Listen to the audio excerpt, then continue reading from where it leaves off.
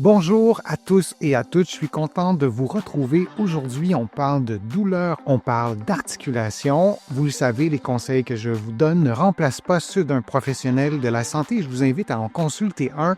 Vous allez trouver plusieurs des conseils, des exercices que je vous donne aujourd'hui dans mon livre « Plus jamais malade », mon approche globale pour un corps en santé, et on fera aussi des allusions à mon roman « Corps étranger » publié aux éditions Stanké. Une douleur peut provenir d'une blessure locale. On peut aussi avoir ce système nerveux qui lui-même peut devenir une source de douleur lorsqu'il est blessé. Si on a un accident de voiture, par exemple, il y a un nerf qui est déchiré, par exemple. Un nerf peut être irrité, un nerf peut être comprimé. Si on a une hernie discale qui comprime un nerf, il va, le comprimer, deux, il peut l'irriter, et deux, il va l'empêcher parfois de bouger.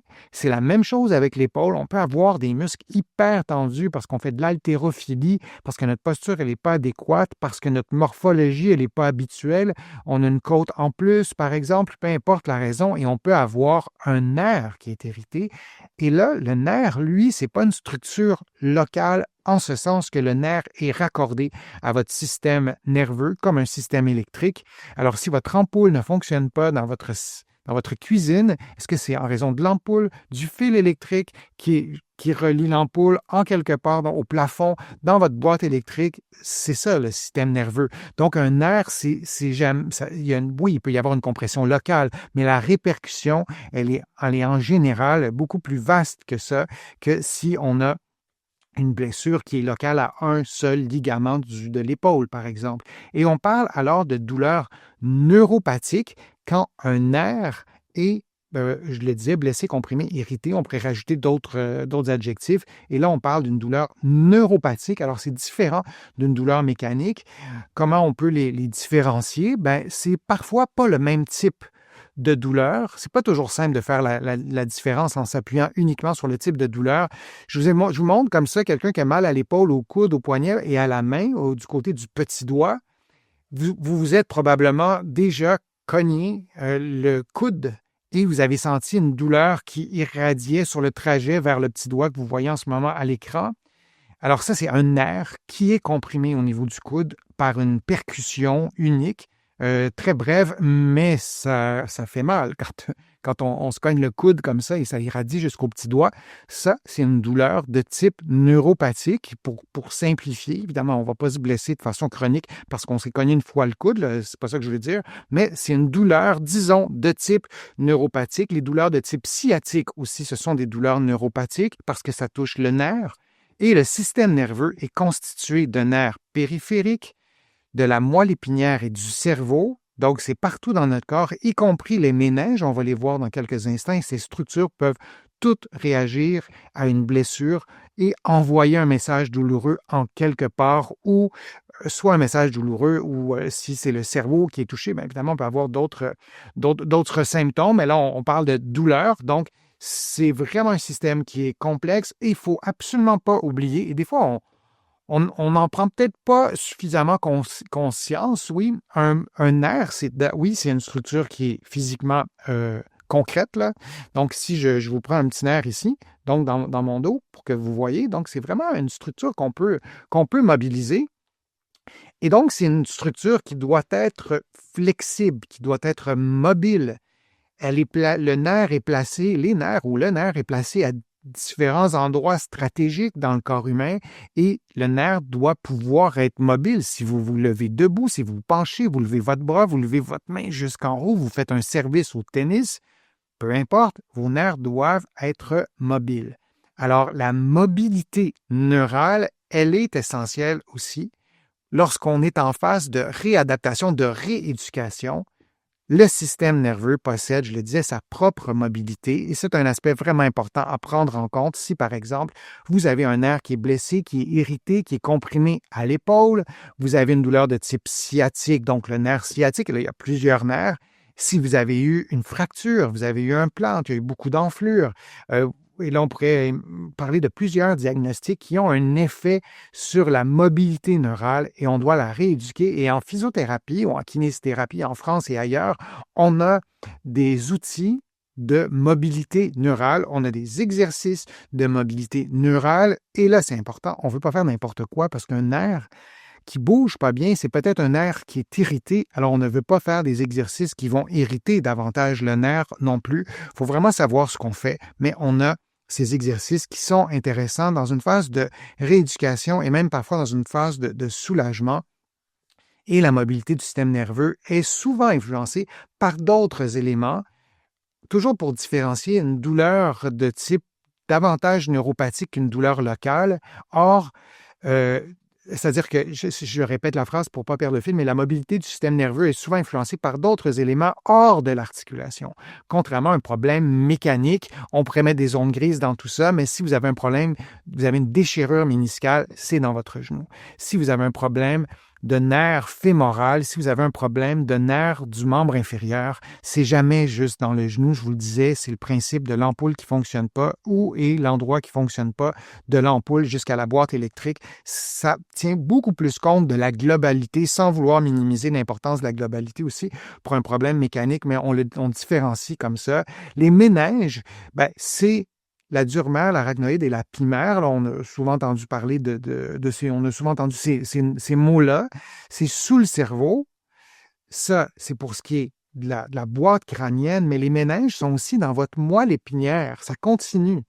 Et on doit en tenir compte aussi dans nos exercices de mobilité. Quand on a un problème, par exemple, de type sciatique, on veut s'assurer que la mobilité neurale, elle est rétablie, que notre corps peut bouger et que notre système nerveux ne soit pas anormalement sous tension dans telle ou telle position. Et ça arrive, et parfois, ce sont ces positions qui déclenchent la douleur parce qu'on a une douleur neuropathique, on n'a pas une douleur locale au dos, par exemple, même un problème local au dos. Un conseil, mais c'est vraiment du dépistage, mais c'est pour évaluer, pour vous donner plutôt des outils, une façon de voir les choses peut-être aussi différemment. C'est un test de dépistage. Ça s'appuie, c'est inspiré en fait du slump test, qui est un test qu'on utilise ici en physiothérapie, en kinésithérapie en France. Les médecins l'utilisent. C'est pas ça, le slump test. C'est pas ça. Mais le slump test, c'est pour mettre en tension le système nerveux, le tissu neural, je le dis très simplement. Alors, je vous montre tout ça en deux illustrations. À gauche, vous avez quelqu'un qui est assis dans une position normale, assez droite, et vous avez la position de flexion vers l'avant, et la personne lève son pied, oui, en ayant le pied à 90 degrés. Lorsqu'on fait le test avec nos patients, nous bougeons le pied, la cuisse, la jambe de notre patient. Là, si vous voulez faire un test de dépistage, vous pourrez le faire seul, mais on devra faire le slump test et plein d'autres tests, de vérifier vos réflexes et plein d'autres choses pour évaluer des aspects du système nerveux. Si votre mobilité neurale, et là j'arrive dans mon explication pour vous donner un peu une idée à quoi ça ressemble concrètement, cette mobilité neurale. Je vous ai parlé des méninges, encore une fois, je simplifie, mais qui sont au cerveau, qui sont à la moelle épinière. Et la moelle épinière, elle est reliée évidemment à vos nerfs qui vont jusque dans votre jambe, notamment, je prends cet exemple-là parce que c'est peut-être le plus connu des nerfs, le nerf sciatique, qui est quand même assez gros, un nerf sciatique. Hein? C'est gros comme un gros fil électrique de cuisinière, disons. Donc, lorsque vous êtes en position assise et que vous levez le pied comme vous voyez, vous pourriez même appuyer votre pied qui est levé sur un tabouret, un meuble ou quelque chose comme ça. Gardez votre pied à 90 degrés. Précédemment, vous aurez penché la tête, enroulé les épaules et vous aurez mis sous tension cette structure neurale, cette partie du système nerveux. Et lorsque si cette position-là reproduit la douleur et elle est soulagée lorsque vous redressez votre tête, on peut peut-être penser qu'il y a peut-être un lien avec le système nerveux, avec une mise en tension d'un système nerveux qui ne serait pas suffisamment mobile, parce qu'il n'y a pas de structure musculaire qui parte de la tête jusqu'au bout du pied. Alors, si on redresse la tête et les douleurs arrêtent, peut-être que c'est le relâchement de cette mise en tension neurale qui fait en sorte que la douleur s'en va. Vous ne faites jamais ce test-là. Si ça reproduit la douleur, vous vous faites mal, vous relâchez tout ça. Nous, on veut voir si, en prenant la position, si on a une douleur qui apparaît et en redressant la tête, seulement la tête, pas les épaules, seulement la tête, s'il y a un soulagement. Vous pourriez faire un peu la même chose aussi en prenant la même position et vous, plutôt que garder votre pied à 90 degrés, vous pointez votre pied. Si la douleur arrête, peut-être que c'est lié à la mobilité neurale. Il y aurait beaucoup de nuances à mettre, mais c'est un test de dépistage et c'est une façon aussi de vous illustrer que cette globalité du système nerveux, que certaines parties du système nerveux peuvent être mises en tension en globalité. Et cette configuration-là, la position qu'on doit prendre comme celle que vous voyez, elle ne met pas en tension un muscle. Il n'y a pas de muscle, encore une fois, je me répète, qui part de la tête jusqu'au bout des orteils. Alors, ça vous donne aussi une idée de nos tests, nos vrais tests de mobilité neurale. Ça, c'est un test de dépistage. Et si vous avez remarqué de la douleur en faisant ce test-là, bien, moi, je vous invite vraiment à en parler à votre physiothérapeute ici au Québec, à votre kinésithérapeute en France ou ailleurs, et à votre médecin pour trouver la cause de votre problème. La mobilité du système nerveux est souvent influencée par d'autres éléments, je le disais, hors de l'articulation, contrairement à un problème mécanique. C'est un peu exagéré, là, le système nerveux est quand même mieux organisé qu'un paquet de fils reliés par des boîtes de jonction, comme vous le voyez en ce moment, mais il y a un peu de ça aussi. Il y a plusieurs circuits, il y a plusieurs endroits où il y a des nerfs qui sont reliés ensemble, disons.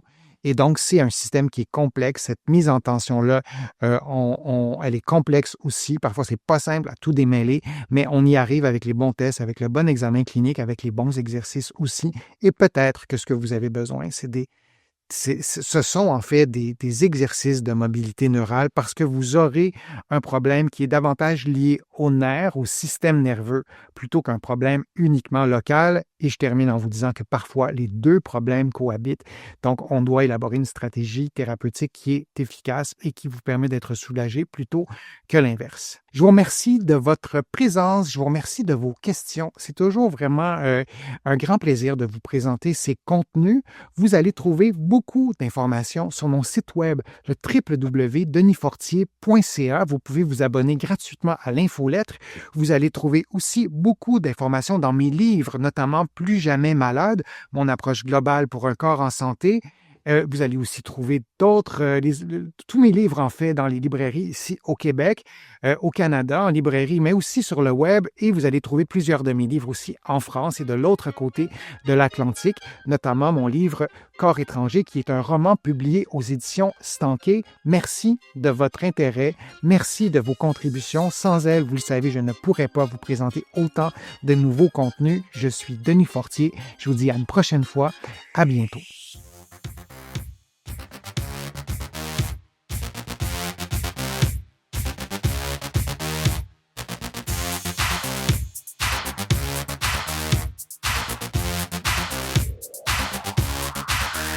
Shh.